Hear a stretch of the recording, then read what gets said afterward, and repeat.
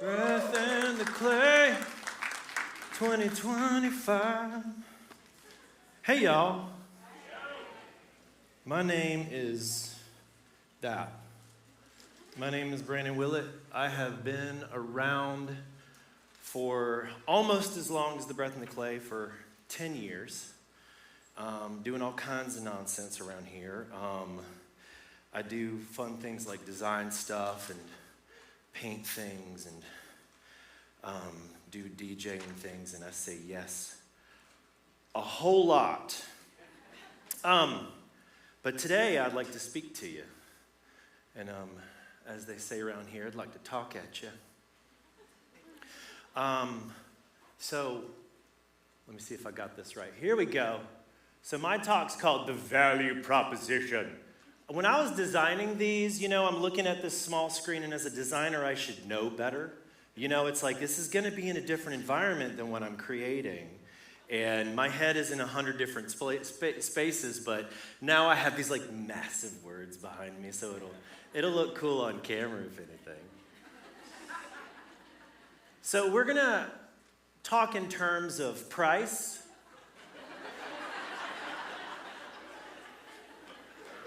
value, and worth. This is the language that we're going to leverage for this talk. And we're going to center it around this. September 10th, 2022. So that was like almost 3 years ago. Is that 3? Yeah? 3 years ago, I burnt this painting, and I would have not said it at the time, but I was in a crisis. I mean, that goes without saying if I'm burning my work. I was making good art, or at least I thought I was. It wasn't garnering the response I was hoping for, or any response at all. And to me, I read this as it not being worth anyone's time, attention, or money. And so if it wasn't worth anything to anyone else, then was it anything to me? And if it wasn't worth anything to me, was I worth anything at all?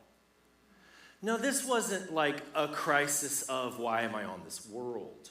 Let's not go that deep with it, or that terrible with it, but it was more like, why am I an artist? Why do I think I'm an artist? Should I bother? So let's look at the idea. So, my notes. So learning a new paradigm of worth and what determines what something is worth, that's a very intrinsically human journey. So, what's a work worth at all? Let's get in the minutia for a second. So, these were all last year. So, Sotheby's auctioned off René Magritte's L'Empire des Luminaires, which is just the Empire of Light, from 1954, and this was around a century after the Surrealist Manifesto was published. So that's kind of cool, yay. $121.16 million for this piece. Was it worth it? Phillips Modern auctioned off last year Jean-Michel Basquiat's Untitled for $46.48 million. I don't know, was it worth it? And then you have Mark Rothko's Yellow and Blue, Untitled, Dudes for Scale, $32.5 million. And I'm not up here to poo-poo any of this, but I like the reactions that we're getting. Was it worth it? Anybody know this one? Mauricio Catalan's Comedian, taped to the wall during the 2019 Miami's Art Basel. Now, funny thing, this one was eventually sold for $6.2 million, but quite a few others were taped up and sold for around $120,000 a pop. That's fun. Very controversial. Everybody kind of needs a Duchamp of their generation. I don't necessarily want to give this guy that much credit since Duchamp was the first Duchamp, so everybody after is just another Duchamp, if you know what I mean. And if you don't know who Duchamp is, he was the one who put the fountain, which was just a urinal, he put it into a gallery and signed it Armut. And at that point was a really good kind of mirror to, what are we doing with art kind of thing. I don't want to dive into that, but look it up. Look this one up. It's hilarious. It's called The Comedian. But the question again, was it worth it? That was a real banana.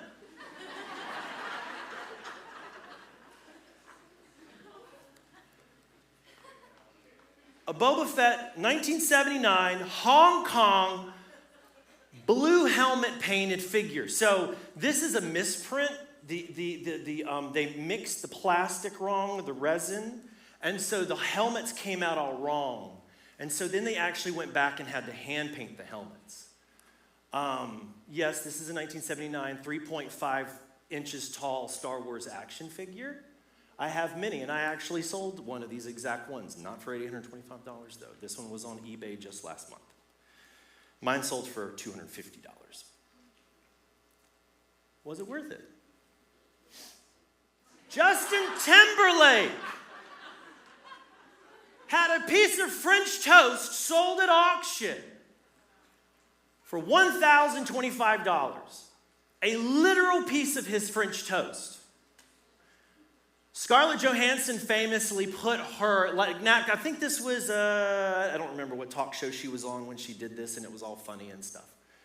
And she put her used tissue up on auction, and it sold for $5,300. So, I have one now, and I will start the bidding at $50. Now, what's different about mine is, it's not used, so it's a newer model. Any takers? 50? Her sold for, 53, we'll talk. Sold? Okay. But were all these things worth it? Were they worth it?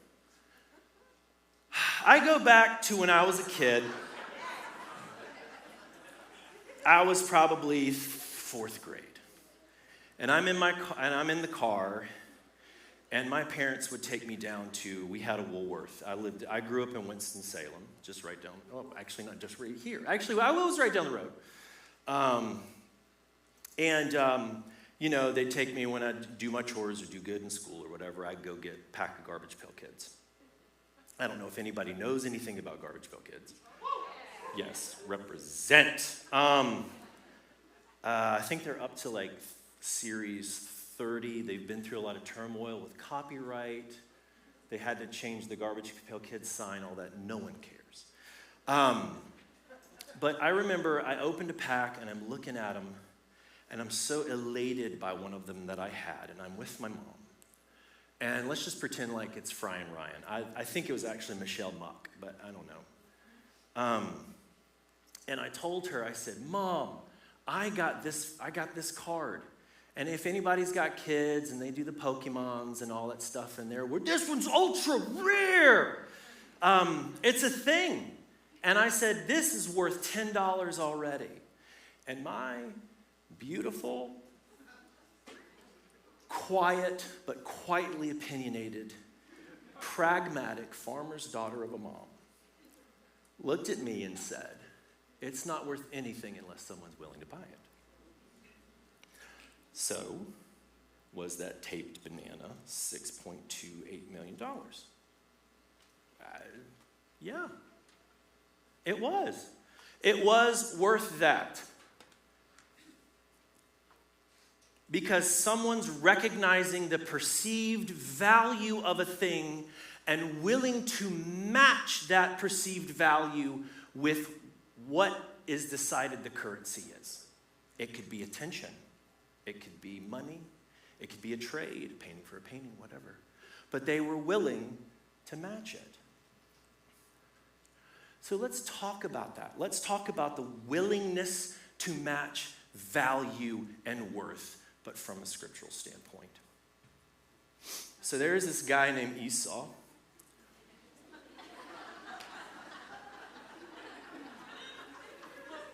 Once when Jacob was cooking some stew, Esau came in from the open country. I can't read it from there. And he said, "Quick, let me have some of that red stew. I'm famished." Jacob replied, "First sell me your birthright." Look, I love this part. This is so was he a teenager? Look, I'm about to die. I'm so hungry. Ain't nobody got a piece of cheese here? What good is it to me? What's this birthright to me? So Jacob said, "Swear to me first." So he swore an oath, selling his birthright to Jacob. Then Jacob gave Esau some bread and some lentil stew. At least he got bread with the deal. He ate and drank and then got up and left. So Esau despised his birthright. So object on the left, price on the right. He recognized the perceived value and was willing to exchange. So he recognized that value to be not much of anything, right?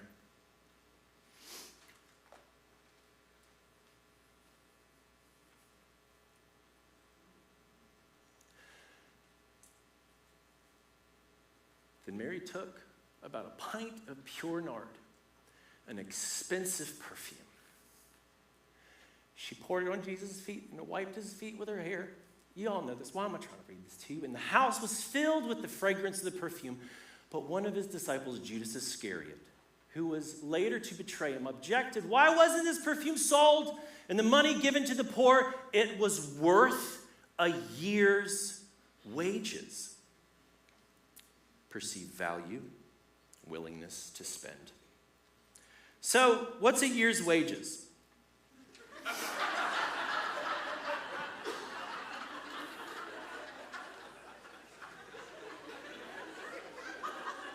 Last year, it was around 62. That was a median income.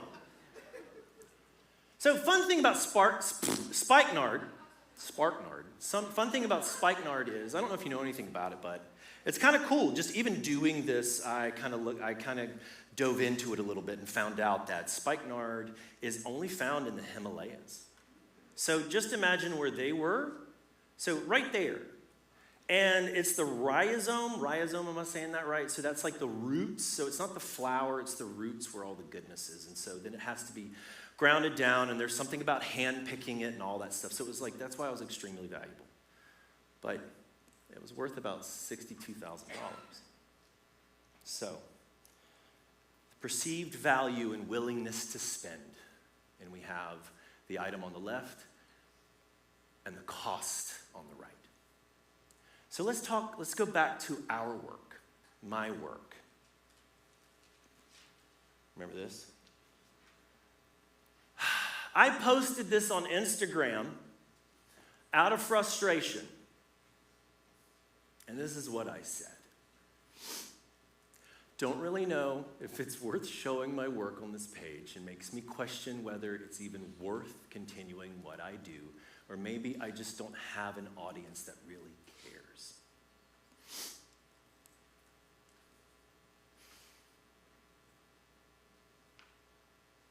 Because my relationship with worth was faulty and damaged.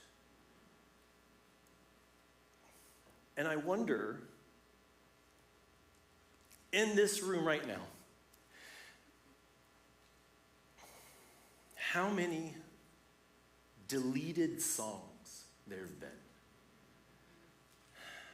How many dances have been made that you were afraid to show your peers.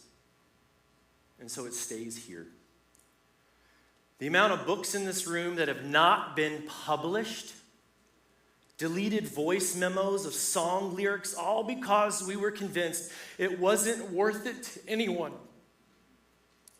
And if it wasn't worth it to them, was it worth it to us? So across this room, what is our relationship with worth? It's not derived from what we create, but it's our identity as sons and daughters of the Creator.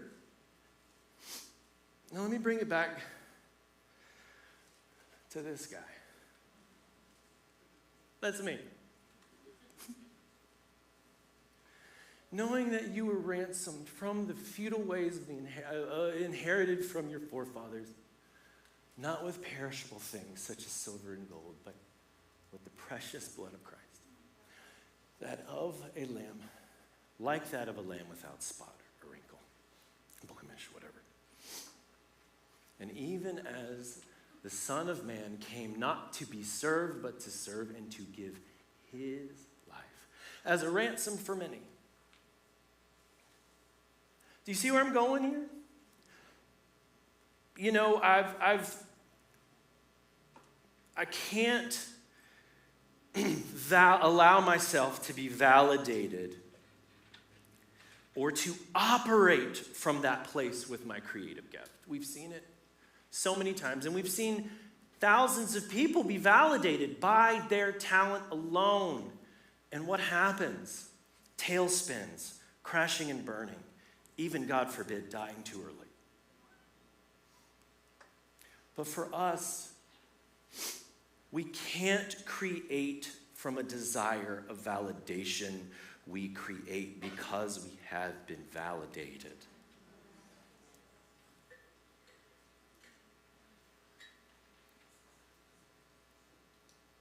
Item on the left, price on the right. That's it. Thank you.